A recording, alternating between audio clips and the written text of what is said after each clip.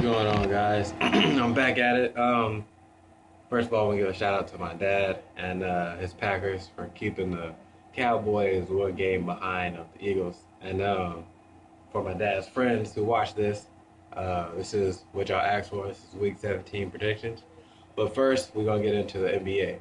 If you haven't been watching or if you haven't heard, the Rockets and the Jets have put up talks about trading D. Will, Darren Williams for Jeremy Lin and Omar Ashik. Now, I was talking to my guy. He was like, that I don't know if that really makes sense. You gotta think about it. D. Will is a primary, there's good and bad to it. The good is for the Rockets, D. Will provides a better scoring option and a solid point guard. And for the Nets, who lost Brook Lopez for the year with a broken foot, would still get a point guard who could provide offense and would get a big man. If you know Jeremy Lin, he's not as much of a defensive player as say a Chris Paul, but neither is Darren Williams. I mean, he's a better defender than Jeremy Lin, but he's not the best defender. Now that doesn't make sense for the Rockets because although Dwight and James Harden have gotten along well together, can you really put D. Will in there and make him, make that a unified group and become a big three? I mean, because if you've seen with the Nets, they haven't really gelled together. So can you really put D. Will in there and see what they can do? I don't know if that'll work, but I don't really think there's a bad side for the Nets. I mean, with Jeremy Lin, he's not afraid to pass the ball, and that would make them more unified. Plus, there was a big man. Sheik would be happy he would play. So it makes sense for both of them, but at the same time, it's more of a risk I guess it's a risk reward type thing. And if you don't know, Von Miller tore his ACL. This is the year of the ACL tears. Reggie Wayne, Marquise Pouncey, Jake Long, I believe Jeremy Macklin. It's just ACLs are just tearing. So sorry, Broncos fans, but no Von Miller. With this week 17 coming up, there's a lot of key matchups to look forward to, a lot of matchups that are involved in playoffs or playoff seeding. So let's go ahead and get it. First game is Carolina at the Falcons. I want to take the Panthers. I think they really want that second seed and potentially maybe even the first seed, but I think they're just overmatched. The Falcons are too beat up. They need Julio, as you can see, and I don't think Gonzalez is gonna come back for another year. Even with this failure, so I got the Panthers on that one. Next game is Baltimore and Cincinnati. Although, you know, um, Cincinnati is on and off. Even though Cincinnati is on and off, you can see that the Ravens aren't the same. Joe Flacco is still banged up with that knee, and Andy Dalton just came off a great game. Now, like I said, they're on and off just only because of Andy Dalton. So if Andy Dalton can be consistent in his play, they'll obviously win this game. The next is Indiana at Jacksonville. I got the Colts, obviously. There's really nothing to say about that. If Donald Brown can get going and they can get to Richardson going, then Andrew Luck will work his magic, and that's a W instantly. This next game is tough. Miami Dolphins, New York Jets. It's an odd week, and history have shown that on odd weeks, Geno has done the best. And the Dolphins, even though the Dolphins are fighting for the playoffs, they're just not playing well. They ran the ball for 14 yards last week. That's terrible. As you know, in the month of December, you cannot win games if you don't run the ball. That's just common sense. So I'm biting my tongue here, but I'm gonna go with the Jets. I think they'll play better, run the ball. Chris Ivory, he had over 100 yards last week, and I think he'll do it again this week and make it easier for Geno. Hopefully, Geno can play smarter. He's not playing smart at all. So next game is Minnesota at Detroit. Like anybody wants to see that, but I got Detroit. I think they're going to make a strong case for Jim Schwartz so he can keep his job. Because if they lose that one, then I believe he's out of there. The next one is New York Giants at Washington. I got the Giants. Washington is pitiful. They're garbage. I hate them. You know they can't play defense at all. And Kirk Cousins, his name is Kirk Cousins, Michigan State. Never mind. The next game is Pittsburgh and Cleveland. I got Pittsburgh. They're really fighting, and they've been hot, man. Le'Veon Bell's the truth. He's the future back. The defense, although they're old, they're still playing consistent. Yeah, but they're still playing, and I got them over the Cleveland Browns because they want to get in the playoffs. So I got them. Tennessee and Houston. I got Tennessee. My God, Houston. Sorry, Nemo, but Houston is trash. Absolute worst. Matt Shaw can't play. I forgot they even had Aaron Foster. He's injured, but I forgot they even had him. Andre Johnson. I know he's got to be upset, but that team is garbage, and I don't think a new coach can fix it, especially Wade Phillips. Garbage. The next one is Green Bay, Chicago, and that is one of the games for the NFC North crown. And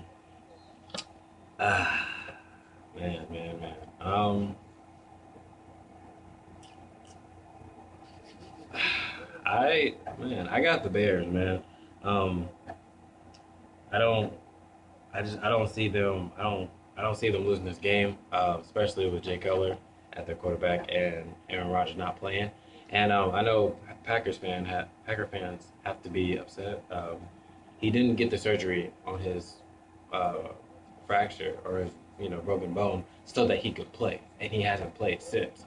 Obviously, him not getting the surgery is um, a franchise decision. So therefore, him playing should be, it should be he should be playing. If the franchise made that decision for him not to get surgery so that he could play, it makes no sense for them to make the decision so he can't play. I got the Bears. Got the Bears by, I would say 14, man, by 14, 2 touchdowns. Next game is New England at Buffalo. I got New England. I think New England has. I think they really want to win this game and get that number one seed from the Broncos. I don't think the Broncos are going to lose. We'll get to that in a second. But I think they have a lot to play for, despite them already being in the playoffs. Next game is New Orleans at Tampa Bay. Drew Brees. Drew Brees. I got the Saints, man. I believe in Drew Brees. I got to see him play. I still think he's amazing. And I still think he's the best overall. I mean, Peyton Manning had the best season, but I think he's the best. I think their defense will get it together and keep the Tampa Bay offense out and apply pressure to Mike Glennon, the rookie quarterback for the Buccaneers. But I don't think it's going to be a blowout.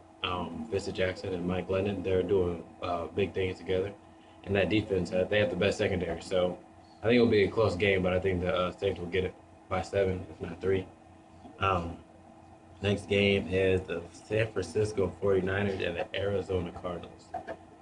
Call me crazy, but I'm going to go with the Cardinals. My gut says go with the 49ers, and my gut's always right. But I'm going to go with Cardinals. If you can manage to beat the best team in the NFC, arguably the NFL, the Seahawks with 4 picks, I think you can beat the 49ers who, if it wasn't for that touchdown, might have lost to the Falcons. So I think I'm going to go with the Cardinals. Next game is Denver at Oakland. Oakland's terrible. They're finally deciding to start Terrell Pryor because they thought, what's the guy's name? I forgot his name. Was the answer? I never thought he was the answer. I thought he was always trash. McGloin, there you go. I thought he was trash. So they should have stuck with Terrell Pryor. And this year in the draft, they should get some weapons for Terrell Pryor and a healthy running back because McFadden and Rashad Jennings, they get injured like it's nobody's business, man. Straight up, man. I don't even think McFadden's worth anything. I would trade him for even a 7th, 6th round pick. He's not worth it. Next game is Kansas City at San Diego. I got the Chargers, and that's bad for the Steelers because I got the Dolphins losing, and I got the Ravens losing. I believe I said. Yeah, and I got the Ravens losing. So with the Chargers losing, that would get the Steelers into the playoffs. But I think the Chargers win this game against Kansas City. I think Kansas City um, is not as strong as a team as they thought themselves to be, and as the media, ESPN, hyped them up to be. So I believe the Chargers take this because they want to win this game and they want to get in the playoffs, man. And Philip Rivers, he ain't playing. Next game is St. Louis versus Seattle. I'm going St. Louis. I think St. Louis finishes 88. Um, St. Louis almost beat them earlier in the year, and that offense for St. Louis is clicking. Zach Stacy is in beast mode. Cunningham didn't have a good game this just past week, but he's still a great backup. And I just think the Rams can take this. Their defense is really good. Janoris Jenkins, Alec Ogletree, the beast, the king of sacks himself, Robert Quinn, Chris Long. I believe his name's Chris Long. I don't know, it's on my team. Laurinaitis, Ogletree. Um, I think they take it, man. Seattle doesn't have that good of wide receivers, and I'll stick on Seattle for a little bit. When you think about it, this just past game that they lost to the Cardinals kind of showed why Russell Wilson, for a while, despite his height, wasn't really considered to be with Andrew Luck or RG3 because he can't pick that offense up and and they're not a high flying offense, they're not a high scoring offense, and that kind of showed that not just really him, but that offense struggles. Marshawn Lynch had 78 yards rushing, which they should have gave him the ball more. Um, but the offense isn't that strong. It's more the defense, and then Russell Wilson knows how to manage the game. So I got the Rams to finish out 8-8 and beat the Seahawks. And the Seahawks go 12-4. Our next game, that's the last game, and the most important game, is the Birds versus the Dallas Cowboys. I got the Birds. Duh. Come on now. But being honest though, this was not the same team that they played before. Our offense got better. Their defense got worse. I do not take Kyle Orton lightly. Obviously, he's not. He's starting because Tony Romo is is injured. So I got the Eagles. Obviously, got to stay loyal. But I'm being realistic too. I feel like it'll be by 10 points. Um, I feel like we have to key in more on DeMarco Murray just because of the fact that um, he's a beast, man. And if they know anything, they'll feed him the ball. So I feel like we'll blitz a lot, apply pressure to Kyle Orton, who's a pocket passer, and not much more of a scramble guy. But like I said, I don't take him lightly because when he was with Denver with Brandon Marshall, they did some pretty good things. Not outstanding things, but they did some good things. So um, yeah, definitely. Um, but our offense is clicking. Our offense is different. It's faster. It's better. It's more points are being scored. Even the game against the Vikings, we still put up I think like 30 plus with 400 yards. So this is our defense just uh, was flying high in the sky, overlooking opponents. So obviously this is the one game you can't overlook this because you might not get in the playoffs. So you know this is an important game. Eagles have been in the playoffs in like 3 years. Yeah, 3 years. So and if they do lose, I'll probably stay in my room for the remainder of this winter break, and I will probably cry every day. So, but yeah, I think I got the Eagles. I would say about I want to say 34, 34-20.